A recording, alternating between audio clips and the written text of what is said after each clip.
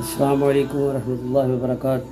अम्मा आयशा सिद्दीक़ा मुतहरा रज़ियल्लाहु ताला अन्हा बयान करती हैं, नबी रहमत सल्लल्लाहु अलैहि वसल्लम ने फरमाया, अल्लाह ने जिस शख्स को बेटियां अता कीं और वो उनकी परवरिश की बाबत मुशक्क़त में मुब्तला हुआ, उसे कोई तकलीफ़ परेशानी या उनकी अपनी बेटियों की परवरिश में नशोनुमा में कोई दुख तकलीफ़ परेशानी तंगी का सामना करना पड़ा, तो रसूल मुकर्रम सल्लल्लाहु अलैहि वसल्लम नबी रहमत सल्लल्लाहु अलैहि वसल्लम ने फरमाया कि ये बच्चों की परवरिश, बच्चियों के लिए मुशक्क़त में मुब्तला होना उस शख्स के लिए जहन्नम से ढाल बन जाए। तो अल्लाह ताला हमें औलाद की अच्छी तरबियत करने की तौफ़ीक़ अता फ़रमाए, और ये जो तरबियत में हमारी नेक नियति है, अल्लाह इसके ज़रिए हमें जहन्नम से बचा ले। अस्सलामु अलैकुम वरहमतुल्लाह।